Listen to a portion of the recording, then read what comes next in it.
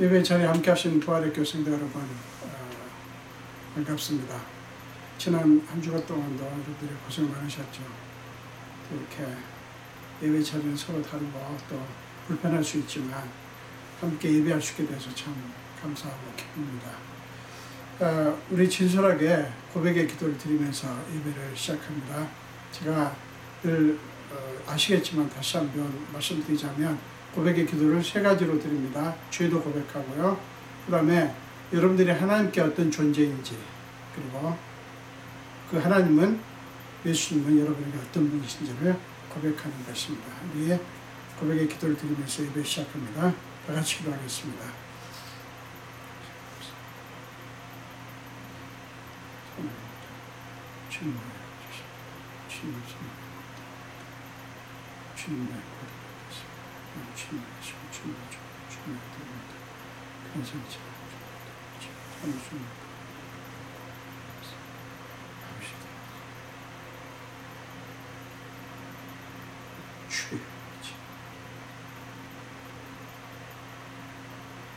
주여, 아버지야,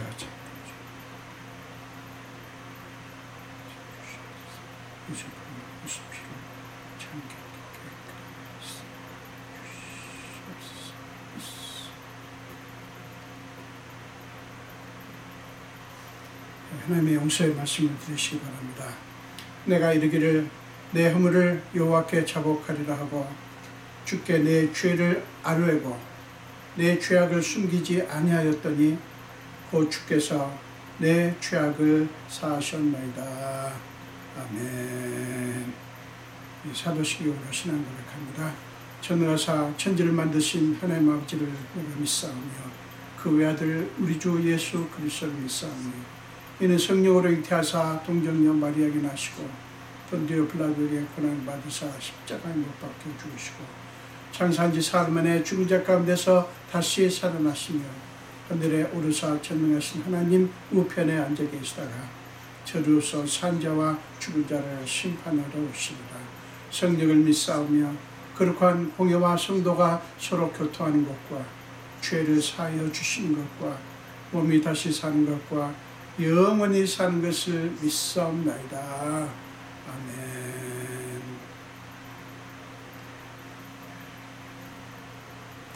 찬송가 새 찬송가는 298장이고요. 통일 찬송가는 35장입니다. 통일 찬송가 35장, 새 찬송가는 298장이요. 속죄하신 구세주를 내가 찬송하리라. 우리 함께 찬양 드리겠습니다. 속죄하신 구세주를 내가 찬송하리라. 내게 자유 주시려고 주가 고난 당했네. 그 신사랑 찬양하리. 나의 죄 사하려고 십자가에 죽임 당한 나의 주 찬양하리. 내가 구원받은 증거 기뻐 전파하리라. 내 죄 모두 담당하신 주의 사랑 크셔라. 크신 사랑 찬양하리. 나의 죄 사하려고 십자가에 죽임 당한 나의 주 찬양하리. 승리하신 구 구세주를 내가 찬송하리라. 죄와 죽음 지옥 권세 주가 모두 이겼네. 그 신사랑 찬양하리. 나의 죄 사하려고 십자가에 죽임 당한 나의 주 찬양하리. 고마우신 구세주를 내가 찬송하리라. 죽음에서 생명으로 나를 인도하셨네. 그 신사랑 찬양하리. 나의 죄 사하려고 십자가에 죽임 당한 나의 주 찬양하리.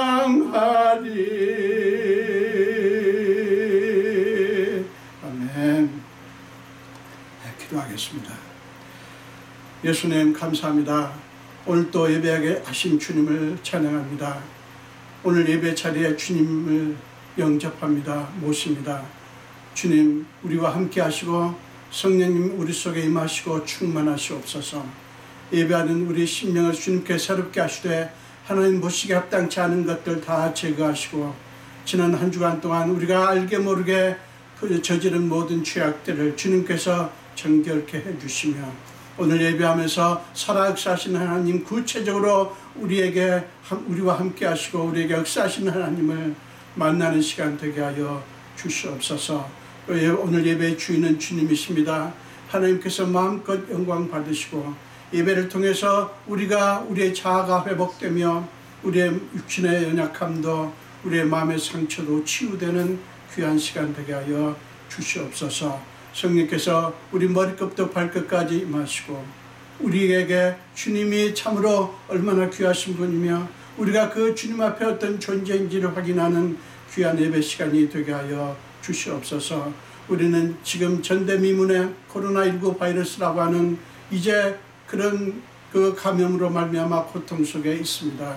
하나님께서 우리를 불쌍히 여기사 속히 이 바이러스 확산이 멈추게 하시고 우리가 참으로 하나님께서 원하시는 우리로서 하나님이 원하신 삶을 누릴 수 있게 역사하여 주시옵소서. 아버지 하나님만이 막을 수 있습니다. 하나님만이 바이러스를 물리칠 수 있고 이길 수 있습니다. 우리가 많이 참 어렵고 힘들지만 하나님을 바라봅니다. 하나님께서 속히 우리를 건져내 주시옵소서. 지금 세계에서 과학자들 혹은 의학도들이 백신과 치료약을 개발하기 위해서 애를 쓰고 있는데 하나님께서 그들을 도우시고 참으로 좋은 약이 개발될 수 있도록 역사하여 주시옵소서.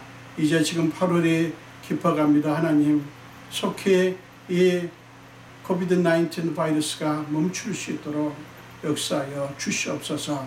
오늘도 우리가 말씀 앞에 겸손히 섭니다. 하나님께서 말씀하여 주시옵소서.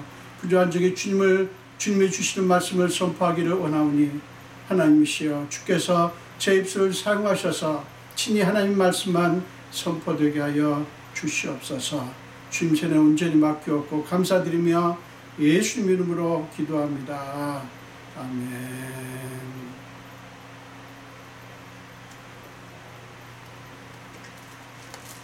우리 함께 나누신 말씀은 사무엘상사 8장입니다.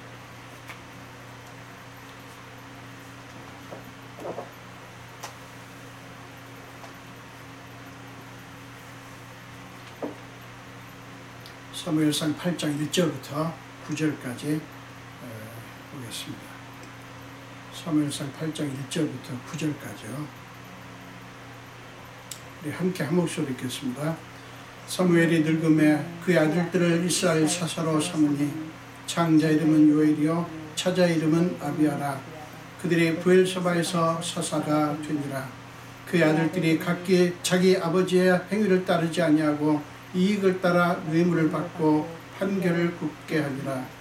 이스라엘 모든 장로가 모여 라마에 있는 사무엘에게 나아가서 그에게 이르되 보소서 당신은 늙고 당신의 아들들은 당신의 행위를 따르지 아니하니 모든 나라와 같이 우리에게 왕을 세워 우리를 다스리게 하소서 한지라. 우리에게 왕을 주어 우리를 다스리게 하라 했을 때에 사무엘이 그것을 기뻐하지 아니하여 여호와께 기도하며 여호와께서 사무엘에게 이르시되 백성이 네게 한 말을 다 들으라. 이는 그들이 너를 버림이 아니요 나를 버려 자기들의 왕이 되지 못하게 함이니라. 내가 그들을 애굽에서 인도하여 낸 날부터 오늘까지 그들의 모든 행사로 나를 버리고 다른 신들을 섬김같이 내게도 그리하는도다. 그러므로 그들의 말을 듣되 너는 그들에게 엄히 경고하고 그들을 다스릴 왕의 제도를 가르치라. 아멘. 오늘 본문을 통해서 그리스도인이 문제를 만날 때라는 제목으로 함께 은혜를 나누기를 원합니다.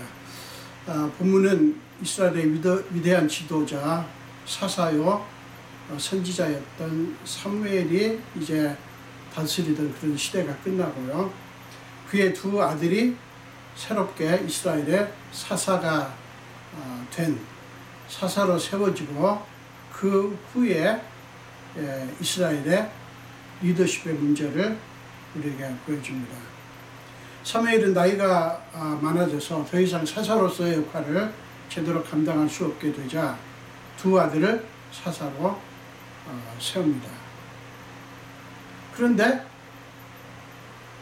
얼마만큼 세월이 흘렀는지 모르지만 문제가 생겼습니다. 다른 문제가 아니에요. 사사직의 공백 문제가 아니었어요.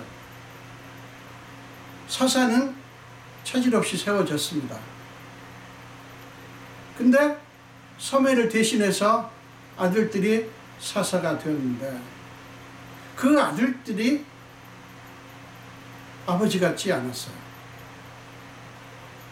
하나님께 신실하고 하나님을 경외하고 하나님을 두려워했던 사무엘과 달리 그들은 아버지의 길을 따르지 않고 하나님의 길을 따르지 않고 온갖 악을 행했습니다. 그들이 행한 악을 성경은 이렇게 말합니다. 이익을 따라 뇌물을 받고 판결을 굽게 하니라. 3절에서 그렇게 말씀을 합니다. 그러니까 사사라고 하는 그 직위를 자기들의 개인적인 이익을 취하는 데 사용했다는 것이죠. 오늘날 지도자들이 그렇게 하는 것처럼 그런 부당한 이익을 취했고요. 그 다음에 뇌물을 받았고 그 다음에 판결을 부당하게 그렇게 했습니다. 그게 문제가 된 거예요. 그래서 리더십의 문제가 야기가 된 것입니다. 자, 사사 직분은 아무런 문제없이 계승이 됐어요. 그러나 사사 직분의 문제가 아니라 그 사사들의 문제로 말미암아 불거진 그런 위기였던 것입니다. 이스라엘 장로들로서는 굉장히 당황스럽고 아마 실망스러웠을 거예요. 다름 아닌 그 사사들의 아버지가 위대한 지도자 사무엘이었다고요. 근데 그 아들들이 아니 자기 아버지가 그렇게 훌륭하고 위대한 지도자니까 자식들도 그렇겠거니 생각했지만 그렇지 못했기 때문에 그 장로들이 얼마나 실망이 컸겠어요. 여러분 여기서 우리는 인간 제도의 실상을 볼 수가 있습니다. 우리에게는 제도의 절대성을 믿는 경향이 있어요. 그러니까 제도를 굉장히 중시하는 그런 경향이 있어요. 뭐 나쁜 건 아니지만 그게 좀 문제가 있단 말이에요. 어떤 집단, 어떤 단체든 제도라는 게 있습니다. 그리고 지도자가 있고요. 그 단체를 보면 뭐 시민단체도 있고 사회단체도 있고 무슨 여러 가지 공동체들이 있죠. 그 다음에 교회도 있고, 그 다음에 여러 그 사찰이라든가 또는 여러 그런 종교적인 그런 모임들이 있고요. 그 다음에 나라가 있고 그렇습니다. 그래서 그런 어떤 그 공동체에 문제가 생기면 제도를 정비를 하고 바꿀 것 바꾸고 고칠 것 고치고 그 다음에 지도자를 새롭게 이렇게 세웁니다. 필요한 거죠. 그런데 신앙적인 측면에서 보면 제도는 절대적이지 않습니다. 제도가 필요 없다는 게 아니라 절대적이지 않아요. 성경의 역사 속에서 하나님이 끊임없이 우리에게 보여주시는 것은 이 세상의 진짜 문제는 제도가 아니다. 사람, 그리고 사람의 마음이다 라고 말씀합니다. 물론 제도를 정비하는 일은 중요하죠. 그러나 그 제도 안에 있는 사람들, 특별히 지도자가 더 중요하다는 거예요. 아무리 제도가 좋아도 완벽해도 그 단체 안에 있는 뭐 교회든 나라든 그 사람들 그리고 특별히 지도자가 문제가 생기면 그 제도는 무용지물이 된다 하는 거예요. 그러니까 결국에는 제도를 절대화하지 말아야 된다 하는 것이죠. 자, 어쨌든 이스라엘의 리더십 문제가 지금 불거졌어요. 자, 이스라엘 장로들, 백성의 대표들이죠. 이 이스라엘 장로들이 이 리더십 문제의 핵심을 올바르게 간파를 했을까요? 아니에요. 자, 이 문제를 가지고 이 장로들이 라마에 있는 사무엘을 찾아왔죠. 그리고 사무엘에게 얘기를 합니다. 그게 지금 4절 5절에 이렇게 기록이 되어 있죠. 그들은 이 리더십 문제가 야기된 두 가지 요인을 얘기를 합니다. 뭐라고 하죠? 당신은 늙고 당신의 아들들은 당신의 행위를 따르지 않습니다. 그러니까 사무엘의 아들들이 사사가 된 지 꽤 된 것 같아요. 얼마나 됐는지 모르지만. 그러니까 그 새로운 사사들, 그러니까 사무엘의 아들들의 그런 어떤 그 다스리는 모습이 백성들에게 충분히 알려졌던 것이죠. 자, 두 가지 요인을 얘기해요. 당신은 늙고 당신 아들들은 당신의 행위를 따르지 않습니다. 자, 거기까지 얘기하고 또 어떻게 합니까? 그들은 자기들이 생각한, 자기들이 준비한 답을 사무엘에게 얘기를 합니다. 그러니까 자기들이 모여서 생각을 했나 보죠. 자기들이 생각한 이 제도의 문제, 그러니까 이 제도 개혁안을 사무엘에게 얘기를 합니다. 뭐라고 합니까? 자, 모든 나라와 같이 우리에게 왕을 세워 우리를 다스리게 하소서. 자, 왕을 세워야 된다 하는 그런 얘기입니다. 이게 자기들이 마련한 개혁안이에요. 그러니까 왕의 제도가 없어서 이렇게 됐다는 거예요. 지금.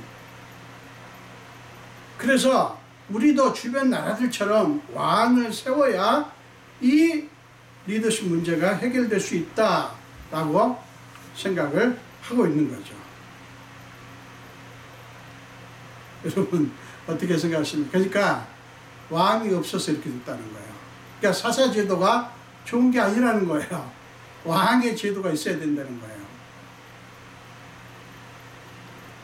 여러분 이 부분을 여러분들이 어떻게 보십니까? 자, 그들 요구를 잘 보면, 여러분 인간적인 그 관점으로 보면 타당해 보이지 않습니까? 주변 나라들은 뭐 크고 작은 도시 국가가 됐든 뭐가 됐든 다 왕들이 있어요. 그게 아주 강력한 중앙 집권적인 그런 다스림이 있습니다. 근데 이스라엘은 그렇지 않았거든요. 그러니까 그들의 요구를 보면 인간적으로 보면 타당한 것 같아요. 그러나 영적으로 봤을 때는 올바른 방식이 아닌 거예요. 많은 사람들, 많은 그리스도인들 또 교회들이 이런 식으로 생각을 합니다. 하나님을 제외하고 인간의 방식을 따르려고 합니다. 결국 하나님이 아니라 사람들의 그런 그 어떤 힘이라든가 지혜라든가 이런 것을 의지하는 모습이죠. 여러분, 사무엘의 아들들이 잘못되는 것에 대해서 어필하는 것, 그건 뭐 틀린 것 아닙니다. 맞습니다. 타당한 상황 판단이죠. 그런데 그들은 거기서 하나님의 백성으로서의 모습을 보여주지 않고 있는 거예요. 그러니까 첫 번째, 두 번째, 당신은 늙었고 당신의 아들들은 당신의 길을 따르지 않습니다. 자, 여기까지 말하고 하나님의 백성들은 어떤 길로 가야 됩니까? 이스라엘 백성들이 항상 이랬던 건 아니에요. 블레셋과의 그런 전투를 앞두고 그들은 위기 앞에서 사무엘에게 와서 자, 우리를 위해서 하나님께 간구해달라고 외쳤던 그런 때도 있었어요. 근데 지금 이들은 그런 모습을 보여주지 않고 있습니다. 자기들이 생각한 방식을 이제 사무엘에게 제시를 하는 거예요. 인간적으로는 틀리지 않아 보여요. 그러나 그것은 잘못된 판단인 것입니다. 사랑하는 여러분, 이 모습을 여러분들이 보시면서 어떤 생각을 하십니까? 사무엘은 장로들의 말을 듣고 속이 상했습니다. 깊이 실망을 했어요. 그가 속이 상하고 실망한 것은 비단 장로들의 그런 태도, 그런 말 때문만이 아니라 자기 아들들에 대한 그런 실망도 포함되어 있을 것입니다. 여러분, 여기서 그의 심정을, 사무엘의 심정을 한번 생각해 보십시오.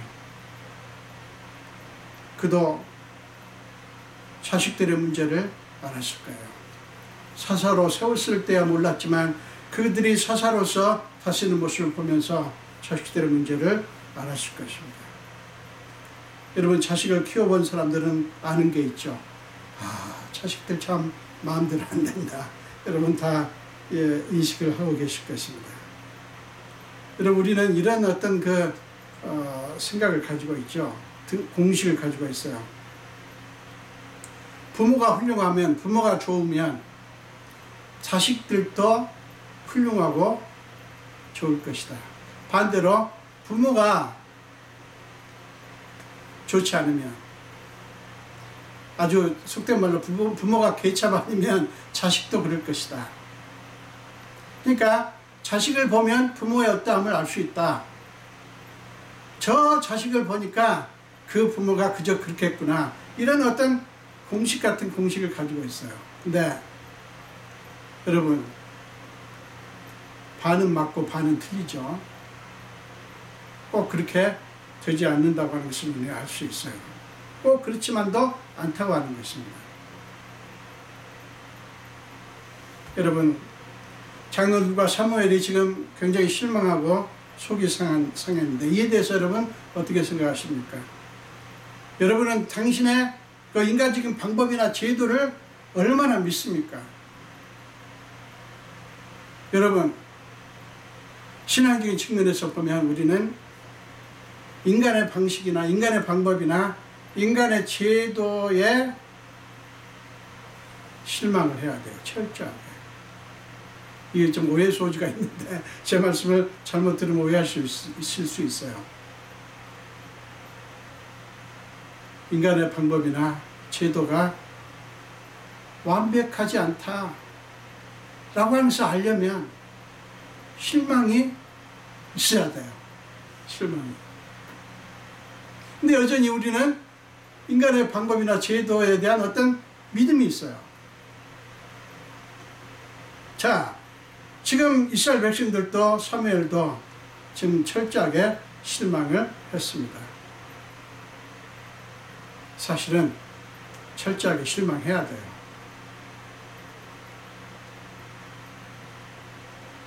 여러분, 위대한 영적 지도자 사무엘의 아들들이 이럴 줄 어떻게 알았겠어요? 여기서 우리가 인정할 수밖에 없는 것이 있어요. 아, 사람이라는 게 이런 거구나. 이게 인간의 한계로구나. 인간에 대한 실망, 이거 굉장히 고통스러운 것입니다. 그러나 그 인간에 대한 실망이 우리에게 어떤 역할을 할 수 있냐면 사람을 의지하고 인간적인 방법을 의지하는 것을 내려놓고 하나님을 바라보고 하나님을 의지할 수 있도록 해줄 수 있는 요소가 돼요. 믿음의 눈으로 보면. 이게 여러분 간단한 문제는 물론 아닌가 합니다. 그러나 우리 그리스도인들이 이 땅에 살면서, 이 세상에 살면서 이 세상이 절대적이고 이 세상이 완벽하게 잘 돌아간다. 여기에 모든 우리의 그 삶의 의미가 있다라고 생각하면 여러분 크게 실망할 수밖에 없어요. 사랑 여러분, 인간의 실상, 이 세상의 실상을 제대로, 정말 제대로 다 알고 나서도 저와 여러분이 인간이나 세상을 의지할 수 있을까요? 우리가 정말 인간의 실상이 어떻다, 이 세상의 실상이 어떻다고 하는 것을 완벽하게, 완벽하게 알 수는 없다 할지라도 정말 그 실상을 제대로 알고 나서도 여전히 우리가 인간을 의지하고 세상을 의지할 수 있을까요? 절대 그럴 수 없을 거예요. 우리는 뭔가 이 세상과 이 세상에 있는 것들과 이 세상의 어떤 제도라든가 방식이라든가 이런 것에 대한 여전히 어떤 환상이 있어요. 심지어는 교회에서조차도요, 어떤 문제가 발생하면 그 문제를 해결하기 위해서 어떻게 하는 줄 아세요? 거의 모든 교회들이 그렇습니다. 뭐가 문제지? 살피면서 얼른 보는 게 그들이 지금 어떤 방식으로 이 교회를 운영하고 있는가, 그 방식을 찾고 생각하게 됩니다. 그리고 제도를 고치고 좋은 방법들을 강구하게 됩니다. 그때 그 찾는 방법이라는 게 거의 인본주의적인 그런 방법들이죠. 세상적인 방법. 교회 개혁 운운하면서 교회를 개혁해야 된다. 우리 교회가 개혁돼야 된다. 지금 이렇게 이 교회가 이런 문제 속에 있는 것은 이게 뭔가 문제가 있었는데 개혁해야 된다. 그 개혁을 얘기하면서 거의 대부분의 교회가 그 개혁 방안에 하나님은 없어요. 하나님은 없어요. 이런 프로그램이 있어야 된다. 이런 시스템적으로 움직여야 된다. 그런 것은 아주 철저하게 연구를 하고 정비를 하려고 합니다. 그런데 그 계획을 얘기하면서 자, 우리가 회개합시다. 이건 비단 누구의 문제만이 아닙니다. 우리 모두의 문제입니다. 우리 함께 하나님의 뜻을 구합시다. 하나님께서 우리에게 원하시는 것이 무엇인지, 왜 우리 교회가 이렇게 힘이 없게 되었는지, 왜 우리 교회에 이렇게 예배가 이 영성이 약해졌고 왜 이런지 우리 함께 기도하면서 찾아봅시다. 이런 소리는 거의 없어요. 그래서 새로운 프로그램을 개발하고, 그래서 한때는요, 이 미국에서 리 워렌 목사님이 쓰신 목적이 이끄는 40일 성경 공부라는 그 성경 공부가 아주 그냥 또 선풍적인 그런 인기를 끈 적이 있습니다. 어떤 교회가 그 성경 공부를 통해서 부흥을 했다 하면 그 성경 공부 방법이라든가 그 교회 그 방식을 도입을 해서 처음마다 하려고 합니다. 여러분, 그 자체가 전적으로 나쁘다는 게 아니라 핵심을 놓치고 있는 거죠. 핵심을. 제도가 좋고 방법이 좋고 프로그램이 좋으면 교회는 새로워진다, 살아난다.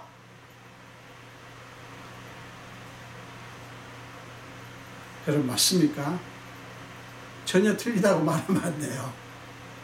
프로그램도 중요하고 제도 개선도 중요합니다. 그러나 여러분, 하나님 빠지면 아무 소용없어요. 성령께서 역사하지 않으면 눈가리가 앙호하는 것처럼 아무 의미가 없어요. 그러나 너무 안타까운 것은 너무나 많은 교회들이 그거를 간구합니다.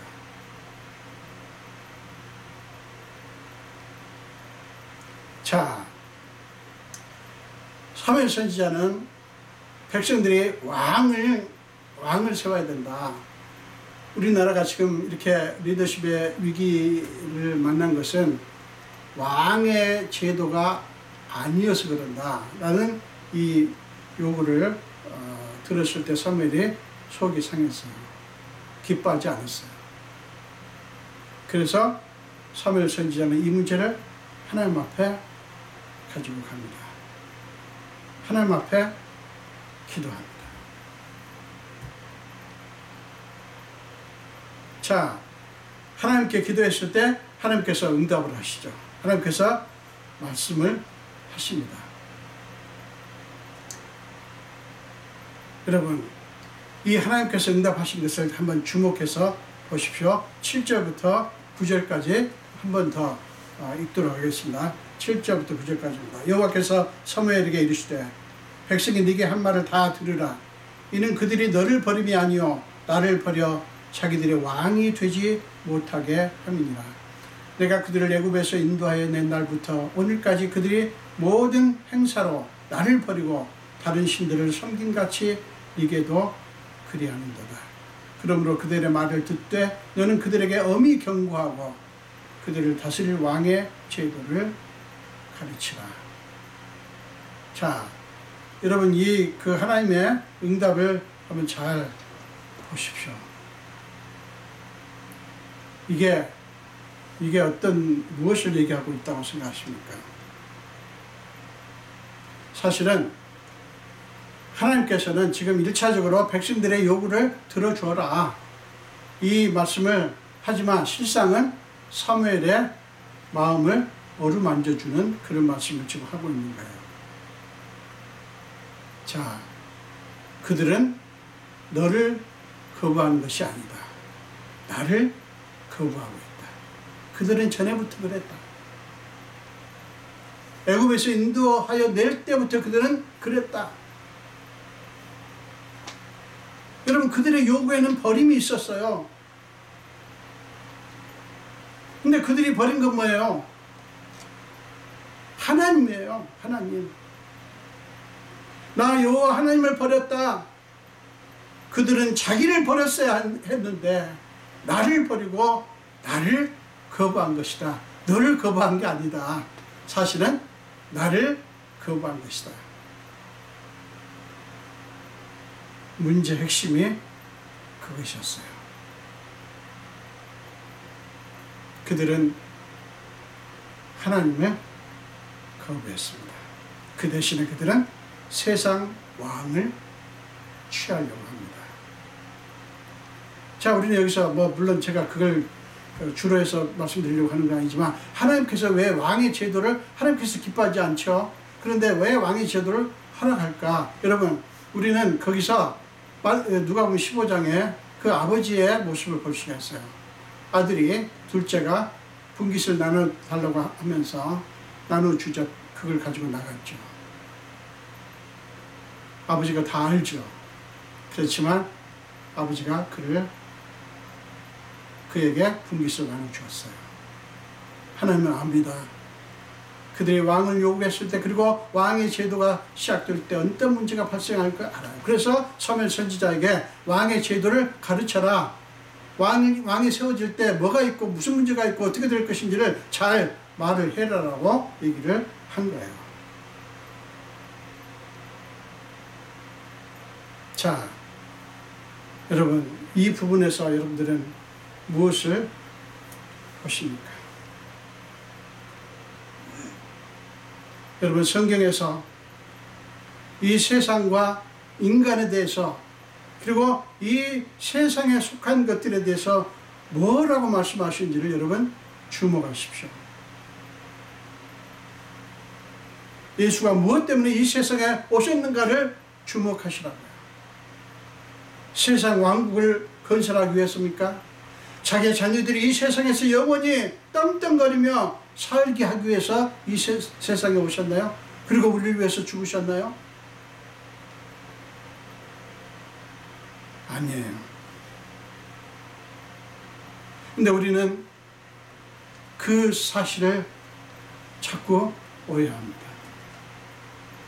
여러분, 요한복음 1장에 보면 이런 말씀이 나오죠. 요한복음 1장 9절부터 12절까지 보겠습니다. 제가 읽겠습니다. 요한복음 1장 9절에서 12절까지입니다. 참 빛, 곧 세상에 와서 각 사람에게 비추는 빛이 있었나니 그가 세상에 계셨으며 세상은 그로 말미암아 지은 바 되었을 때 세상이 그를 알지 못하였고 자기 땅에 오매 자기 백성이 영접하지 아니하였으나 영접하는 자 곧 그 이름을 믿는 자들에게는 하나님의 자녀가 되는 권세를 주셨으니. 자, 예수님이 참 빛으로 이 세상에 오셨어요. 근데 세상이 그 빛을 거부합니다. 영접하지 않습니다. 자, 유명한 요한복음 3장 16절 한번 보겠습니다. 16절부터 19절까지 보겠습니다. 3장 16절 19절이요. 제가 읽겠습니다. 하나님의 세상을 이처럼 사랑하사 독생자를 주셨으니 이는 그를 믿는 자마다 이 세상에서 영원히 권세를 누리고 영화를 누리고 행복하게 편히 살게 하려 하심이라. 그렇게 말했나요? 아니요. 독생자를 주셨으니 이는 그를 믿는 자마다 멸망하지 않고 영생을 얻게 하려 하십니다. 하나님이 그 아들을 세상에 보내신 것은 세상을 심판하려 하심이 아니요 그로 말미암아 세상이 구원을 받게 하려 하십니다. 그를 믿는 자는 심판을 받지 아니하는 것이요 믿지 아니하는 자는 하나님의 독생자 이름을 믿지 아니함으로 벌써 심판을 받은 것이니라. 그 정죄는 이것이니 곧 빛이 세상에 왔을 때 사람들이 자기 행위가 악함으로 빛보다 어둠을 더 사랑한 것이니라. 자, 하나님께서 왜 이 땅에 오셨는가? 무엇을 이루시기 위해서 이렇게 하셨는가 하는 것을 우리는 주목을 해야 됩니다. 왜 그렇습니까? 이 세상의 것, 이 세상의 방식이나 이 세상의 어떤 그 제도나 이 세상의 시스템이나 어떤 이런 것들이 중요한 게 아니라는 것이에요.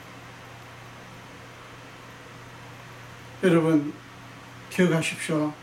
이 세상의 것은 그게 어떤 것이든 아무리 좋은 것이라도 아무리 훌륭한 것이라도 그 모든 것은 보조식품이에요. 보조식품. 주식이 아니라고요. 여러분, 만약에 어떤 사람이 주식은 거부하고 보조식품, 비타민제 이런 거 먹는다면 어떻게 영양을 유지할 수 있겠어요? 이 세상의 것들을 거부하자는 게 아니에요. 누리자고요. 하나님이 선물로 주셨어요. 근데 마치 그게 나의 존재의 의미를 세워주느냐, 내 행복의 어떤 기본 요소인 양 착각을 한다고요. 그거는 주식이 아니에요. 주된 식품이 아니라고요. 보조식품이에요. 우리 그리스도인들에게 주식은 뭡니까? 하나님이에요. 그분의 말씀이라고요. 그분을 주목하는 거예요. 그거를 놓치면 모든 것을 잃는 것입니다. 여러분, 너무나 많은 그리스도인들의 슬픈 사실에 너무나 많은 그리스도인들이 분명히 예수를 믿는다고 해요. 분명히 예배 드립니다. 분명히 교회를 섬깁니다. 그런데요, 그것은 마치 보조식품 같아요. 하나님을 섬기고 하나님을 경배하고 교회를 섬기는 것은 마치 보조를 하는 것 같아요. 나머지 주식이 따로 있는 것 같아요.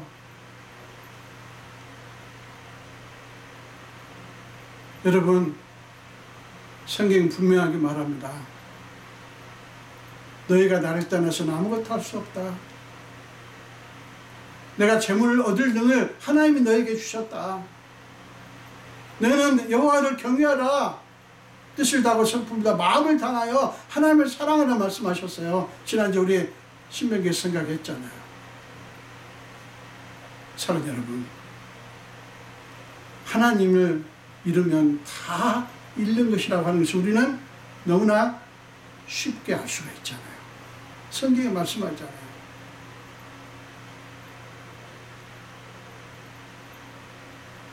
여러분, 많은 사람들이, 많은 그리스도인들이 특별히 신앙생활을 하면서 분명히 하나님을 믿는다고 합니다. 그리고 하나님을 섬긴다고 합니다. 근데요, 이스라엘 백성들이 그렇듯이 그들은 어떤 결정을 할 때 항상 하나님을 두 번째, 세 번째로 밀어놔요. 하나님을 제외하고 자기들 생각을 자꾸 내세운다. 이스라엘 백성들 뭐라 했어요? 문제를 직시한 것은 좋아요. 당신은 늙었고 당신 아들들은 당신의 길을 따르지 않습니다. 자, 그것까지 하는 건 상관없어요. 그러고 나서 자, 사무엘 선지자시여, 사사 사무엘이시여, 우리가 어떻게 하면 좋습니까? 하나님께 한번 구해 주십시오. 하나님이 원하시는 게 뭘까요? 이렇게 했어야 되는데 그들은 자기들이 준비한 자기들의 답을 얘기를 합니다. 이게 돼야 된다는 거예요. 이것만 있으면 된다는 거예요. 오늘날 예수를 믿는 우리의 모습 속에도 이런 게 너무너무 많습니다. 암암리에 하나님을 제외시켜요. 물론 기도합니다. 근데요, 저는 너무 많이 봤어요. 하나님 뜻대로 할게요. 하나님 뜻이 무엇입니까? 기도를 하면서 여러분, 그 기도 속에 참 웃기는 모습들이 얼마나 많은지 몰라요. 이미 마음이 결정되어 있어요. 나는 이렇게 하고 싶다. 혹은 자기 마음에 어떤 답을 갖고 있어요. 그러면 기도할 필요가 없잖아요. 근데 기도를 해야 되거든요. 그리스도인인데. 그래서 기도를 합니다. 모양내기고요. 그 다음에 한 자락을 깔아놓고 하나님께서 내 기도에 응답해 주시겠지. 여러분, 뭡니까? 결국엔 자기 목적을 위해서 하나님을 끌어들이는 거잖아요. 그런 기도의 모습이 너무너무 많아요. 믿습니다. 아주 그냥 크게 소리 지르면서 굉장히 아주 믿음의 모습을 표현하는데, 그 하나님을 믿는다가 아니라 하나님께서 내 기도를 응답해 주실 것을 믿습니다. 예, 하나님께서 기도를 응답해 주실 것을 믿어야 되죠. 그러나 여러분, 그 차이를 아십니까? 이스라엘 백성들이 답을 제시하시고 우리가 답을 가지고 말하면 안 돼요. 사랑하는 여러분, 우리는 지금 코로나19 바이러스라고 하는 그런 세계적인 감염의 문제를 안고 있어요. 거대한 문제, 정말 인간의 힘으로는 도저히 어찌할 수 없는 문제 앞에 있습니다. 우리는 이런 문제를 만날 때 물론 속상하죠. 답답하죠. 그리고 두렵습니다.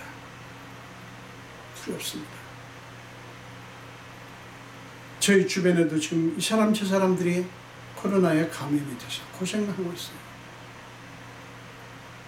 자, 여러분, 그런데 이 어찌할 수 없는 문제 앞에서 우리 그리스도인들은 어떤 태도를 가져야 되는가? 여러분, 그리스도인이 문제를 만날 때 물론 똑같아 우리도 사람인지라 두렵습니다. 속도 상하고. 근데 이게 무엇을 우리에게 얘기할까? 우리 그리스도인은 여기서 이 문제 앞에서 뭐를 봐야 될까? 여러분, 그리스도인이 세상 사람들과 다르다고 하는 것은 그겁니다. 그리스도인이든 아니든 문제를 만나요. 우리가 원하지 않는 것들이에요. 그러나 그 문제를 만날 때 그리스도인들은 달라야 돼요. 뭐가요? 거기서 다른 걸 봐야 돼요. 우리는 그 속에서 이 세상의 현실, 인간이 얼마나 연약하고 인간이 얼마나 한계를 지니고 있는 존재인가를 뼈저리게 느껴야 하는 것입니다. 그렇게 인간의 한계를, 이 세상의 실상을 뼈저리게 느끼면 어떻게 됩니까? 하나님께로 눈을 돌리게 되죠. 도움이 하나님밖에 없다고 하는 것을 알게 되죠. 여러분, 그게 신앙이에요. 여러분, 그리스도인들이 많이 이렇게 생각합니다. 물론 저도 그렇고 여러분도 다 그래요. 고통 없는, 문제 없는 삶을 원하죠. 여러분, 문제가 있건 없건 중요한 것은 뭡니까? 하나님이 우리의 주인이시고, 우리가 정말 우리에게 가장 중요한 것은 그 하나님을 주인 삼고 그 하나님을 높이고 그 하나님을 모시고 하나님을 경배하며 사는 것입니다. 그런데 여러분, 이런 문제를 만나게 될 때 우리는 특별히 지혜로운 그리스도인들은 믿을 게 하나님밖에 없구나. 우리가 의지할 분은 하나님밖에 없구나라는 그 사실을 깨달을 수밖에 없죠. 그게 지혜예요. 여러분, 어떻게 합니까? 코로나19 바이러스가 어떻게 생겼는지, 어떻게 해서 이 감염이 이루어지고 있는지 우리는 정확하게는 모르지만, 물론 뭐 이렇다 저렇다 말을 하지만, 이거 발생하기 원하는 사람이 누가 있겠어요? 그러나 일단 일어났지 않습니까? 그럴 때 여기서 우리 그리스도인들은 볼 것을 봐야 된다 하는 거예요. 여기서 우리는 하나님의 음성에 귀를 기울여야 돼요. 하나님은 정신없이 달리던 우리의 발걸음을 멈추게 하고요. 우리가 누구인지, 우리가 정말 어떤 존재인지를 다시 생각하게 하는 게 아닐까요? 하나님이 우리가 어떤 분이신지, 우리가 지금 영적으로 어떤 자리에 있는가, 이것을 보게 하는 게 아닐까요? 여러분, 우리가 만약에 이 문제 앞에서 그걸 본다면 우리는 복된 자들이에요. 지금 이스라엘 장로들이 이 리더십의 위기 앞에서, 문제 앞에서 인간의 제도가 중요한 게 아니구나, 지도자가 중요한 게 아니구나, 하나님이 중요하구나, 이 사실을 깨달아야 될 텐데 그들은 사사 제도가 문제가 있다는 거예요. 왕의 제도에 된다는 것입니다. 그들은 봐야 될 것을 제대로 보지 못한 것입니다. 사랑 여러분, 우리 이 본문을 통해서 하나님께서 우리에게 말씀합니다. 내가 너희 하나님이다. 내가 너희 하나님이다. 그러면서 우리로 하여금 그 하나님을 주인 삼고 그 하나님께 돌아오라고 하는 거예요. 우리 이 말씀 앞에서 하나님을 신뢰하고, 여러분, 우리 이번 언제 이 정말 바이러스의 감염이 끝날지 알 수 없지만, 사랑하는 여러분, 이 기회에 우리 예수를 제대로 한번 믿어봅시다. 제가 여러분 말씀드립니다. 믿을 게 하나님밖에 없어요, 여러분. 어떤 지도자도 절대적이지 않아요. 어떤 제도도. 무슨 대통령제가 문제가 있다, 내각제해야 된다, 뭐 이런 제도다 저런 제도 해야 된다. 여러분, 그 제도가 중요한 게 아니에요. 사랑 여러분, 하나님을 우리의 왕으로 삼고 하나님을 우리가 가장 생명의 근원으로 삼아야 우리에게 소망이 있어요. 이런 저와 여러분 되시기를 간절히 축원드립니다. 기도하겠습니다. 예수님 감사합니다. 오늘 또 생명 주시고 오늘 또 예배하게 하신 주님을 찬양합니다. 오늘 이 지도자 문제로 골머리를 앓고 있었던 이스라엘 장로들이 그 문제를 해결하기 위해서 사무엘 선지자가 와서 왕이 필요하다고 외칩니다. 그들은 하나님을 찾지 않았습니다. 하나님을 구하지 않았습니다. 자기들의 방식을 내세웠습니다. 제도가 중요하다고 말합니다. 하나님은 그들의 마음을 아셨습니다. 하나님은 속이 상해 있는 사무엘에게 그들이 너를 버린 것이 아니라 나를 버려서 자기들의 왕이 되지 못하게 했다라고 말씀합니다. 이것은 오늘날 예수를 믿는, 주님을 믿는 우리에게 주시는 경고의 말씀인 줄 믿습니다. 우리의 왕 되신 하나님, 우리의 주인 되신 주님을 우리가 마다하고 제외시키고 우리는 이렇게 하면 되겠지 저렇게 하면 되겠지 하면서 우리 인간의 방식을 내세우고 우리 생각대로 되기를 원하는 마음이 우리 속에 있음을 솔직히 고백합니다. 우리는 코로나19 바이러스라고 하는 이 전대미문의 문제 앞에서도 우리는 우리 힘으로 무엇을 하려고 합니다. 이 문제 앞에서 우리가 얼마나 나약한지를 다시 보면서 우리가 믿고 의지할 분은 오직 하나님뿐이신 것을 고백합니다. 우리를 불쌍히 여겨 주시옵소서. 주님 손에 온전히 맡겨놓고 감사드리며 예수 이름으로 기도합니다. 아멘.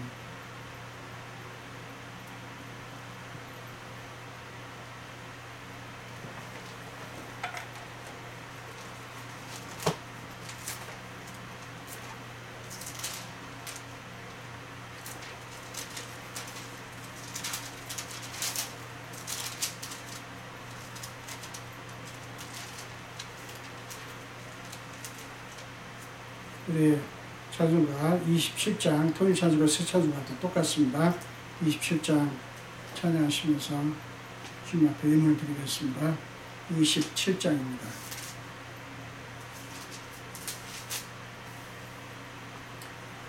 빛나고 높은 보좌와 그 위에 앉으신 주 예수 얼굴 영광이 해같이 빛나네.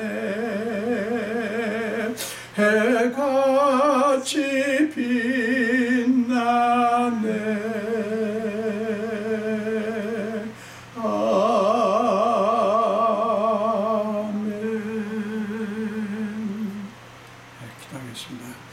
예수님 감사합니다. 오늘도 주님 앞에 예배 드리면서 귀한 예물을 주께 드립니다.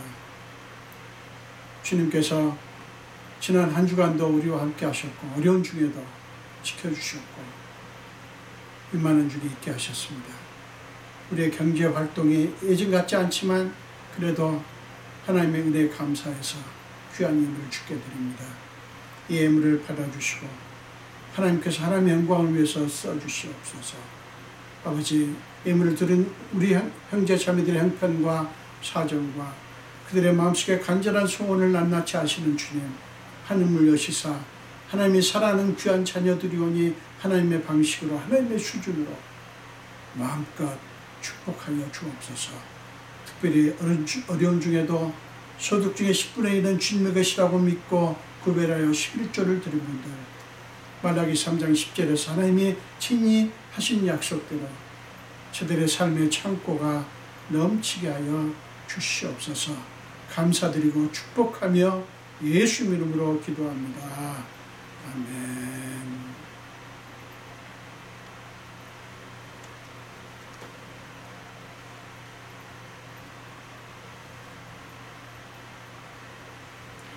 예, 지금도 여전히 우리는 이 코로나 문제가 언제 끝날지 알 수 없는 상황 속에 있습니다. 여러분들 끝까지 우리 인내하실 수 있기를 바랍니다. 결국 하나님의 손에 있습니다. 그리고 여러분 더 기도를 해주셔야 될 것이, 저희가 지금 27일 날 가기로 그렇게 되어 있죠. 지금 여러분 뉴스를 보신 분들이 있으신지 모르겠는데, 미국에서 이제 그 출국 금지 조치는 일단 해제가 됐다고 하는 얘기를 들었습니다. 여러분 마저 기도해 주시고요. 또 지금 미국의 그 감염 상황이 사실 어떻게 보면 굉장히 심각하거든요. 그래서 멕시코에서 입국 금지되지 않을 수 있도록 그 미국 시민권자들을 금지하는 일이 없도록 여러분들이 기도를 해주시기를 부탁을 드립니다.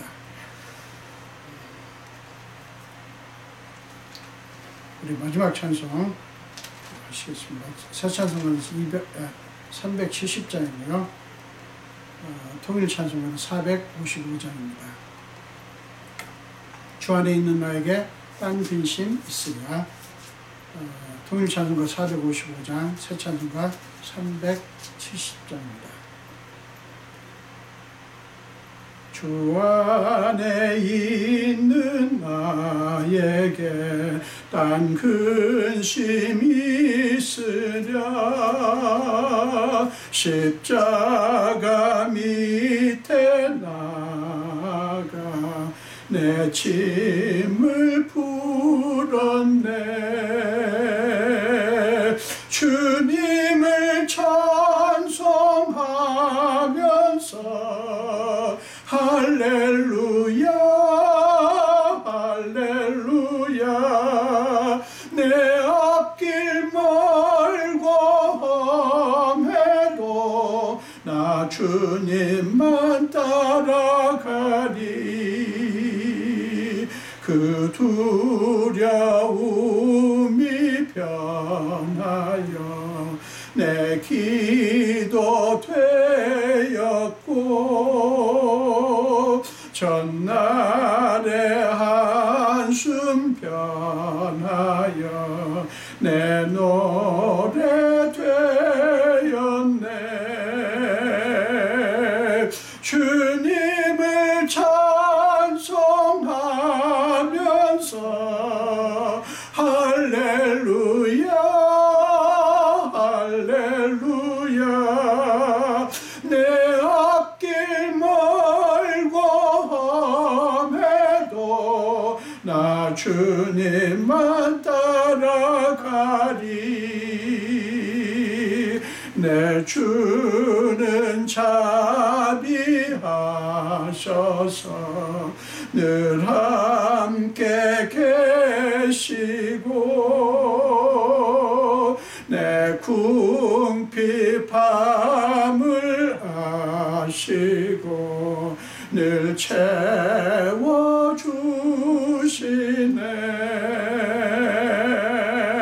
주님을 찬송하면서 할렐루야 할렐루야. 내 앞길 멀고 험해도 나 주님만 따라가리. 내 주와 맺은 언약은 영불변하시니,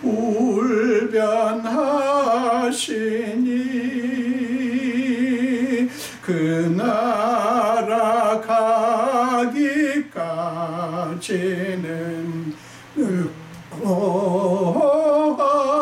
하시네.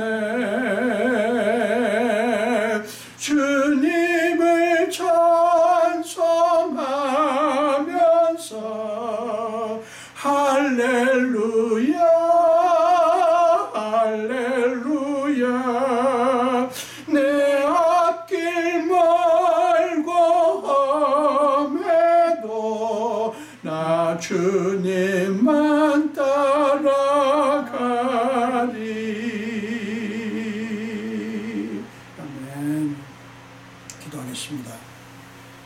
지금은 우리 주 예수 그리스도의 크신 은혜와 하나님 아버지의 극진하신 사랑하심과 우리 삶 속에 기꺼이 들어오셔서 우리의 모든 무거운 짐과 연약함까지 다 짊어지시고 날마다 우리 위해서 탄식함으로 간구하시는 성령님의 감화, 감동, 역사하심이 오늘 예배를 들으며 특별히 말씀을 듣고 이제 문제를 만날 때마다 우리가 아니라 이 세상도 아니라 모든 것의 근원 되신 주님 앞에 눈을 돌리고 주님 앞에 나아가고 주님 앞에 우리 마음을 쏟아놓기로 작정하는 우리 성도들 머리 위와 온 가정과 하는 일과 그리고 사업과 그리고 교회 위에 지금부터 영원토록 함께 하시기를 간절히 축원합니다.